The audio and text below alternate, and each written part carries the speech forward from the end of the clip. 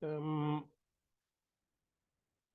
Buenos días, muchachos, buenos días, ¿cómo están? Espero se encuentren bien. Vamos a mover esto un poquito para acá y ahí me parece que ya está mejor. Em, Vamos a dar un minutito a ver si más alumnos se incorporan a la presentación y si no, ya ahorita comenzamos.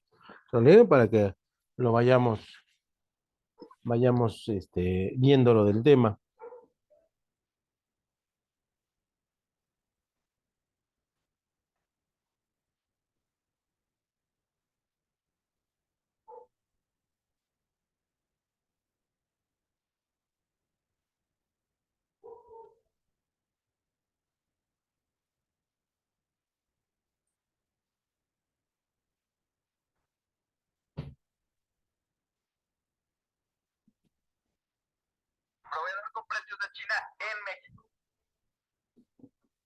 Bueno, en vista de que nadie más se conecta, vamos a comenzar. Y bueno, pues voy a compartir la pantalla, pero se me escuche bien. Y pues nada, ya estamos aquí. Esto es acá, Andy.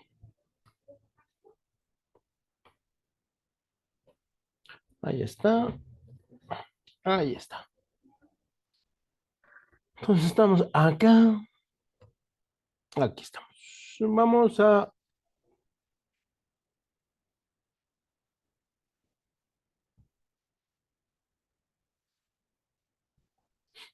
Vamos a compartir la pantalla, pero espero que ya está conectada. Bueno, pues entonces vamos a darle. ¿Vale?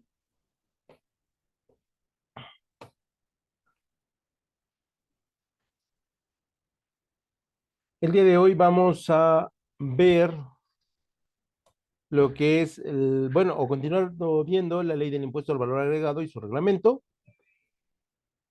en su parte número 2.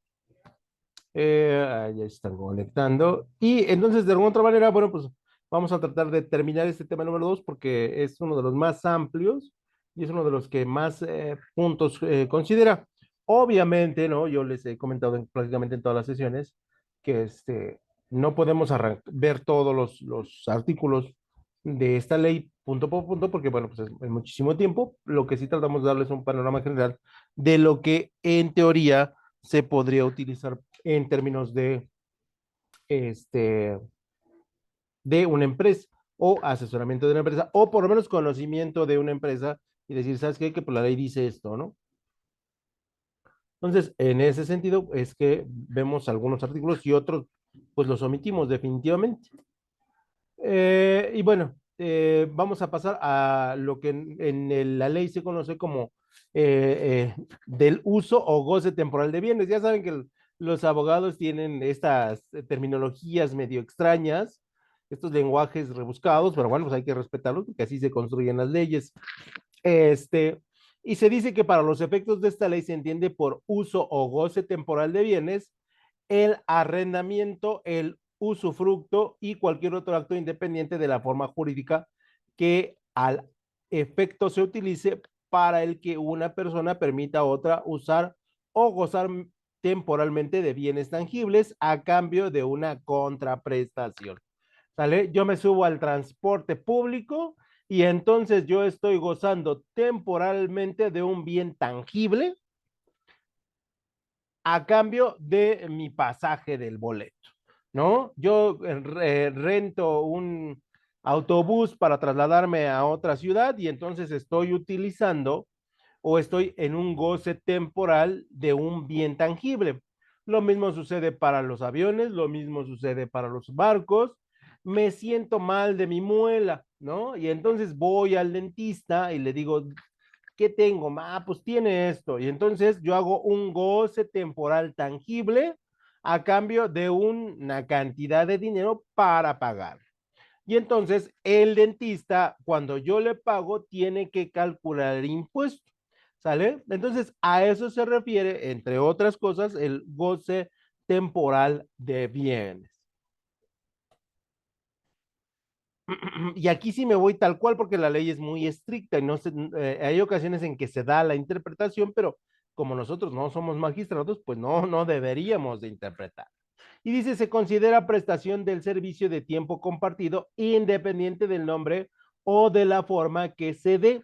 El acto jurídico corresponde, consiste, consiste en poner a disposición de una persona o grupo de personas directamente o a través de un tercero el uso, goce o demás derechos que se convengan sobre un bien o parte del mismo en una unidad variable dentro de una clase determinada por periodos previamente convenidos. Obviamente no es lo mismo pagar un transporte foráneo de primera, ¿no? Que pagar un transporte de segunda o pagar un transporte general. Entonces, a eso es a lo que se refiere este punto. Y nosotros sabemos que si voy de aquí a Querétaro son 2 horas y media, y si voy a Acapulco serán, no sé, 3 horas, 4 horas, y solamente en ese periodo de tiempo voy a utilizar o voy a poder disponer del goce temporal de los bienes. ¿Sale? También a lo mejor voy al cine y sé que la película dura 2 horas, porque ahora es la moda que tengan esa duración, y entonces yo pago mi entrada al cine por solamente 2 horas. Si quiero ver otra función, pues me va a decir el supervisor del cine, ¿sabe qué? Eso no se puede. Entonces, es a lo que se refiere estas consideraciones. Y ya para efectos de todo lo que tiene que ver con el goce temporal, hay una variedad de artículos que se van a tocar y que prácticamente todos los bienes y servicios que disfrutamos tienen esta peculiaridad del goce temporal y se van a tener que analizar desde esa perspectiva. Dejamos este tema a un lado y pasamos a lo que son las importaciones y exportaciones de bienes y servicios, ¿sale? Esto es un elemento administrativo netamente que prácticamente el 80-90% de las empresas utilizan, ya sea en la comercialización de productos para consumo final o ya sea en la adquisición de materias primas para la fabricación de otros productos. ¿No? Esto es, yo le compro a El Salvador, yo le compro a Costa Rica, yo le compro a Belice cierta cantidad de productos y luego los vengo y los comercializo aquí. E incluso le puedo comprar a Estados Unidos algo de maíz transgénico, con el cual me va a dar cáncer, pero bueno, pues lo utilizo para alimentarme o para alimentar a las vaquitas, ¿no? O a los cerdos, ¿no? A las gallinas y de alguna otra manera, bueno, pues y hago lo que es las importaciones y las exportaciones de bienes y servicios. Entonces, en el artículo 24 de la ley, dice que para los efectos de esta ley se consideran importaciones de bienes o servicios los siguientes elementos. Primero que nada, la introducción al país de un bien, eso se considera una importación, y decimos que la adquisición por personas residentes del país de bienes tangibles, cuando hablamos perdón, de bienes intangibles enajenados por personas no residentes de él. Cuando ustedes descargan un programa de computadora donde la empresa está en otro lugar, también se considera una importación, ¿no? Descargan su programa Windows y ahí está, ¿no? O sea, físicamente no lo pueden tocar, no lo pueden sentir, pero está ahí. Pagan su suscripción a Netflix y entonces no lo pueden tocar, pero sí lo pueden ver, pero ustedes no pueden asegurar o determinar al 100% si la prestación es de excelente calidad, de buena calidad o de mediana calidad, porque eso ya dependerá de muchos factores. Entonces dice que la adquisición por personas residentes en el país de bienes intangibles, ¿no? Cuando están en su celular y quieren una app especial para alguna situación y la bajan y la compran, ¿no? Están utilizando una importación. También el uso o goce temporal en territorio nacional de bienes intangibles proporcionados por personas no residentes del país, ¿no? Va a venir Taylor Swift, no sé cuándo, pero estaba muy de moda la nota porque me imagino que los boletos deben ser carísimos. Y entonces va a venir a territorio nacional un bien tangible, pueden verlo, pero para alguien será excelentemente bueno y para alguien que esté dentro del concierto será excelentemente malo. Y una vez que termina el concierto, pues cada quien se va a su casa y a eso se le considera un bien proporcionado por una persona no residente del país. Puede ser una obra de teatro, puede ser un concierto, puede ser una presentación, puede ser un escritor, etc. Varios elementos. Incluso un médico, ¿no? Que vengan a operar aquí en ciertas etapas en alguna clínica, pero que su residencia no se considera ahí, se considera una importación. El uso o goce temporal en territorio nacional de bienes tangibles que se pueden tocar, oler, probar, degustar, cuya entrega material se hubiera efectuado en el extranjero. ¿Sale? Yo compré algo, pero lo traigo acá a territorio nacional y entonces se convierte en una importación. En el artículo 25 dice que no se pagará el impuesto al valor agregado en las importaciones siguientes. Ojo ahí, ustedes están en otro país y llegan aquí.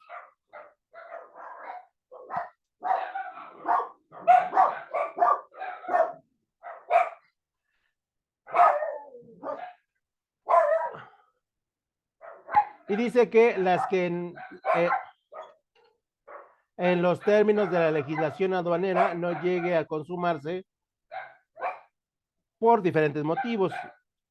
Ustedes llegan a la frontera y de alguna manera no les dejan pasar su bebida, su medicina, su té, ¿no? Una infusión, algo, por considerar lo que viola las normas. Y por lo tanto, pues ahí lo que va a pasar es que no se va a concretar el pago del impuesto. Y de alguna otra manera, bueno, pues ya no lo van a tener que dejar ahí y ya no lo van a poder usar. Tampoco se pagará este impuesto por los bienes que se introduzcan al país mediante el régimen aduanero de recinto fiscal estratégico. Esto sobre todo para el Estado, los gobiernos, en los cuales, hay ciertos artículos que te van a dejar pasar por considerarlos estratégicos de uso del Estado, ¿no? Por ahí en tiempos esto es hace mucho, ¿no? De Fox, de Cedillo, dejaban pasar grandes cantidades de alcohol, ¿no? Porque se consideraba estratégico. Y bueno, pues así funciona, ¿no? Así funciona. Hoy, la verdad, desconozco qué elementos sean estratégicos para la nación, pero todavía habrá algunos productos que se consideran. También en los tiempos de Peña Nieto, el salmón era estratégico para la nación. Porque pues como ven que era muy delgado, siempre comía salmón el señor. Entonces, y no cualquier salmón, tenía que ser especial. Entonces, esos elementos entran directamente al país y no se les cobra impuestos, ¿no? O sea, están libres de impuestos por parte de la empresa que los trae. Y así cada uno de los países podrá determinar, porque esto sucede en todos los países, qué elementos no pagan impuestos. También los equipajes y menajes de casa a los que se refiere la legislación aduanera. Esto es cuando van con su bolsa de menos de 20 kilos dentro del avión. Eso no paga impuestos porque son de uso personal. Las de bienes cuya enajenación en el país y las de servicios por cuya prestación en territorio nacional no den lugar al pago de impuestos al valor agregado cuando sean señaladas en el artículo 2 de esta ley, ¿no? Las de bienes donados por residentes en el extranjero a la federación. Cuando hay una donación de un país a otro, obviamente no se te va a cobrar, no va a cobrar impuesto a la llegada del artículo porque se considera una donación. Y eso sucede en muchas partes del mundo. Por ejemplo, ahora que fue el Mundial y ven que hubo un terremoto en Turquía, bueno, mucha de la estructura de casas que era para hotelería ya se mandó a Turquía y pues obviamente los turcos no les cobraron impuestos, ¿no? De obras de arte que por su calidad y valor cultural sean reconocidas como tales por las instituciones fiscales competentes. También las obras de arte que el Estado determine que están libres de impuestos, pues no se les va a cobrar. Y aquí viene lo que son las obligaciones de los contribuyentes. En su artículo 32 dice que las obligaciones al pago de este impuesto y las personas que realicen los actos o actividades a que se refiere el artículo 2 a, tienen la obligación señalada de otros artículos de pagar impuestos. Y en el primer punto dice llevar de conformidad con el Código Fiscal de la Federación su reglamento de esta ley. O sea, está sujeto al código y a esta ley, al reglamento de esta ley, y efectuar conforme a este último la separación de los actos o actividades de las operaciones por las que se deba pagar el impuesto por las distintas tasas de aquellos por los cuales la ley liberó el pago.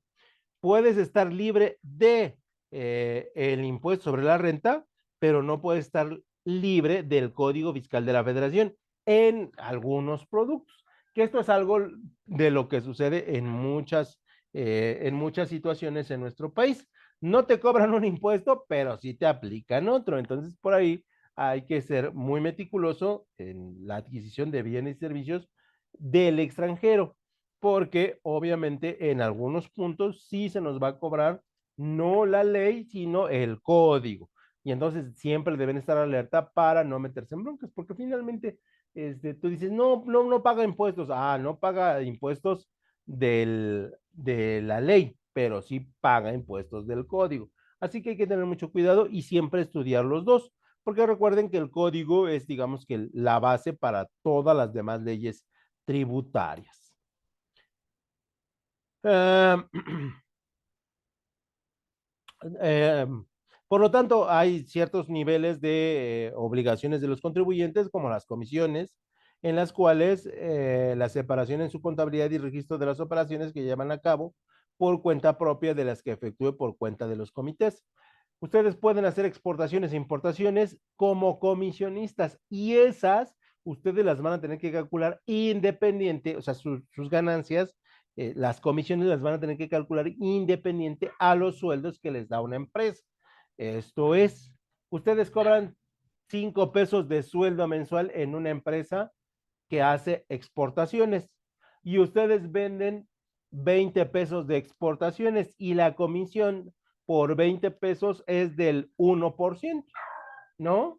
Entonces, la comisión ustedes la tienen que calcular por fuera del salario. Esta es la obligación de los comisionistas.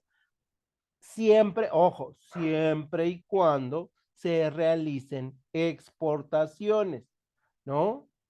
Si no hacen exportaciones, obviamente, si nada más venden en territorio nacional, pues esto no tiene efecto del artículo 32. Expedir comprobantes señalados de los mismos, además de los requisitos que establezca el Código Fiscal de la Federación y sus reglamentos, el impuesto al valor agregado que se trasladó expresamente y por separado a quienes adquieren los bienes, los usen o gocen temporalmente y reciban los servicios, ¿no? Aquí estamos hablando de que ustedes son pilotos aviadores y se llevaron una comisión por llevar a un personaje importante, ¿no? Eso es independiente a el pago que tendrían que hacer la empresa por los impuestos correspondientes.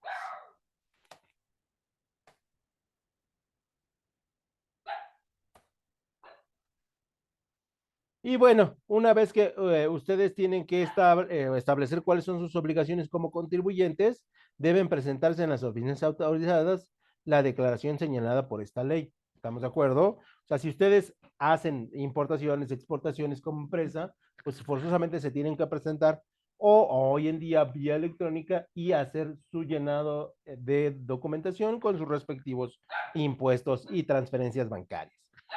Los contribuyentes que tengan varios establecimientos deberán conservar en cada uno de ellos copias de las declaraciones de pago, así como proporcionar copia de la misma a las autoridades fiscales de las entidades federativas, donde se encuentren ubicados esos establecimientos cuando así lo requiera. ¿Sale? Expedir constancias por la retención de impuestos que se efectúan en los casos previstos. ¿Estamos de acuerdo? O sea, tienen que tener una constancia porque si no, les va a caer ahí la voladora de Hacienda y les van a quitar hasta los calcetines. Las personas que efectúen de manera regular la retención a que se refieren los artículos 1 al 3 del tercer párrafo de esta ley presentarán aviso de ello ante las autoridades fiscales dentro de los 30 días siguientes a la primera retención efectuada. Ojo, si no lo hacen, multa y recargo por parte del SAT. A lo mejor no en los primeros 6 meses, a lo mejor no en los segundos 6 meses, pero en algún momento les va a caer. Así que nunca se confíen si es que tienen importaciones o exportaciones en su negocio o si tienen comisiones, nunca se confíen porque al final sí les va a caer la ley, ¿no? Es cuestión de tiempo. Proporcionar la información del impuesto al valor agregado se le solicite en la declaración del impuesto sobre la renta, proporcional mensualmente a las autoridades fiscales a través de los medios y formatos electrónicos que señala el Servicio de Administración Tributaria, la información correspondiente sobre el pago, retención, acreditamiento y traslado del impuesto al valor agregado en las operaciones con sus proveedores. Ojo, cuando son importaciones o cuando son exportaciones, porque si no, entonces no funciona.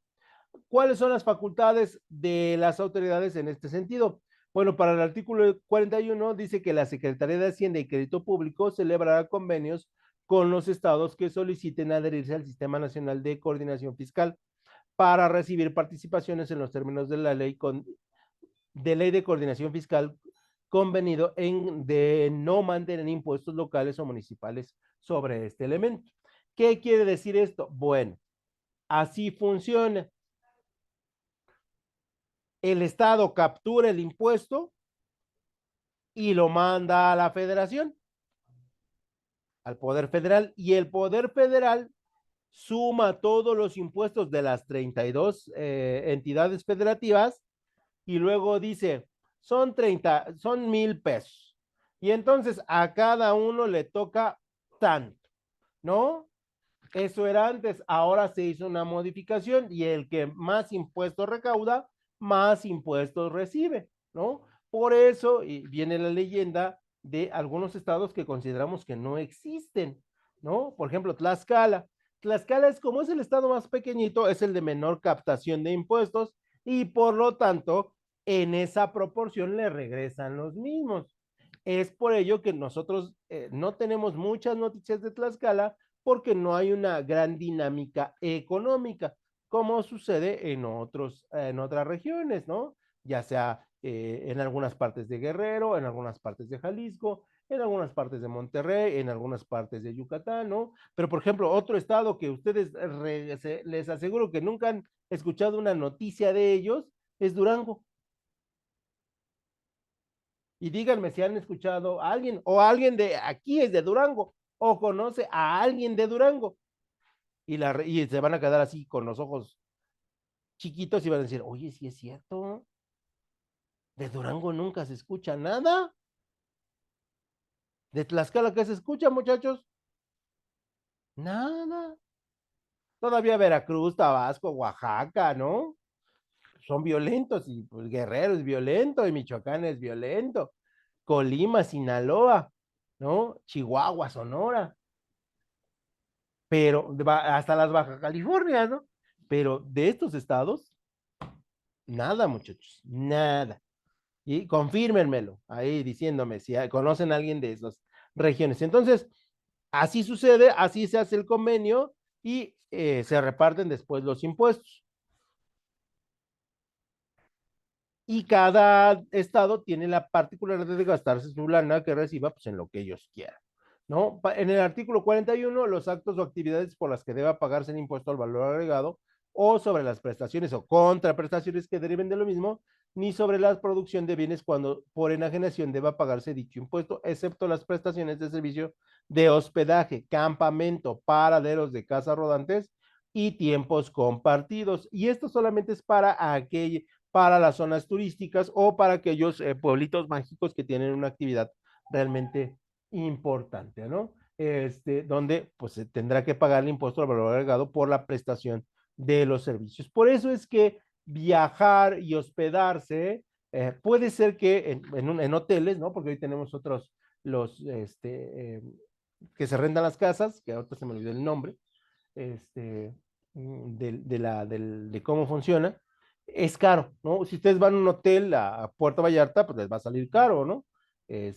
normalmente se considera caro. Si ustedes van de campamento a una zona propia del mismo, también no resulta ser barato, considerando que ustedes llevan su casa de campaña, sus víveres y etc, etc, etc, ¿no? O sea, la renta del pequeño espacito que tienen les sale caro.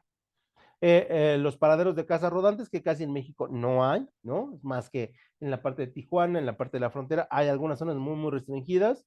Y los tiempos compartidos, que pues en México es poco utilizable que en general la gente los ocupe, ¿no? También tenemos los impuestos locales o municipales que establecen las entidades federativas en la enajenación de bienes o prestaciones de servicios mencionados en esta fracción. No se considera como valor para calcular impuestos a qué se refiere este artículo 41. ¿Sale? Hay impuestos locales, hay impuestos federales. ¿Sale? Y no pueden chocar los impuestos locales contra los impuestos federales. Entonces, hay que tener mucho cuidado porque sí hay estados que tienen sus propias legislaciones fiscales a partir de los productos o mercancías que desarrollan. Por ejemplo, Michoacán, que es un gran productor de aguacate, tiene ciertos candados a los impuestos, ¿no? Porque, bueno, pues como es el principal productor de aguacate en el mundo, pues eso genera muchas ganancias, ¿no? Y entonces hay que tener sus propias leyes para generar impuestos. Seguimos con el artículo 42 y decimos que se exceptúa, o sea, no pagan de los impuestos en el artículo anterior los impuestos que los estados o el Distrito Federal, o la CDMX actualmente, tengan establecidos o establezcan sobre la enajenación de construcciones por las que deba pagarse el impuesto al valor agregado. ¿Sale?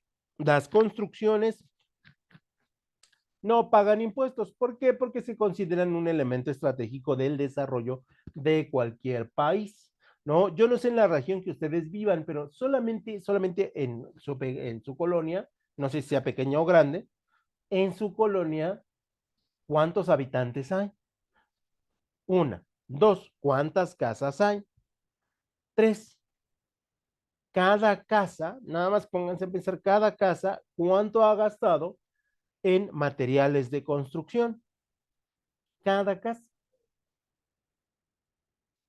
¿No? Sin considerar, porque eso obviamente no se ve, por ejemplo, los consumibles de luz, todo el cableado, toda la plomería, que también se consideran parte de los elementos de cualquier construcción, ¿no? Si ustedes van a la Ciudad de México, de repente, eh, o sea, pareciera un mar de construcciones, no hay fin, ¿no? O sea, todo está construido y no solamente a lo largo, sino hacia lo alto, ¿no?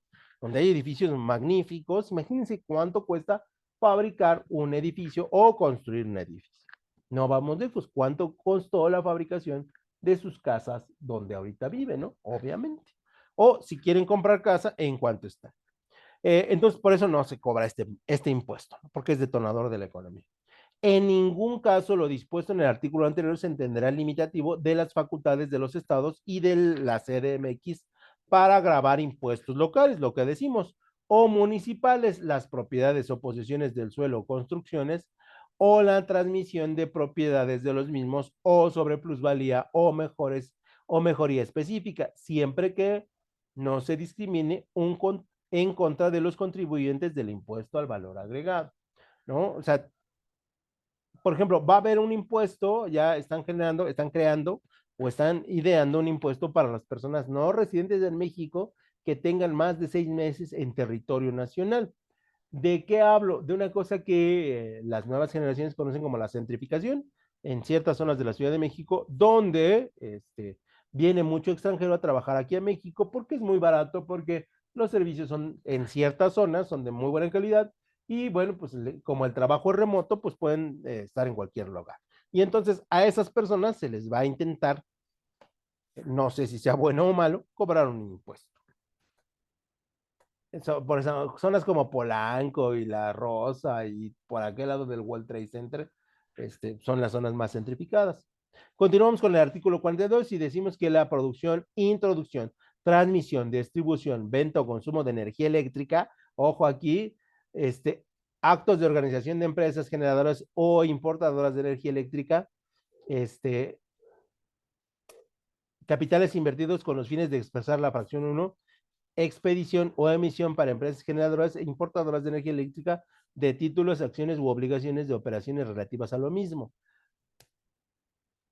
Habrá entidades que les cobren impuestos y habrá entidades que no les cobren impuestos, que era uno de los grandes pleitos que tenía el gobierno actual con el gobierno anterior, que había empresas que eran participantes de la energía o consumo de distribución de eléctrica y no pagaban luz, ¿no? O el consumo de luz era muy barato, caso de las tiendas Oxxo, ¿no? Y no sé si por su colonia se han dado cuenta que las tiendas Oxxo, algunas han ido desapareciendo, porque, bueno, pues se hizo un reajuste a estos convenios y ahora pues tienen que pagar su luz.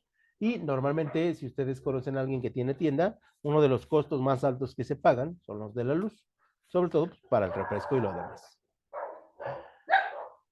Y eso sería todo por mi parte, muchachos. No sé si tengan alguna duda, algún comentario o algo que quieran agregar. Con mucho gusto los escucho.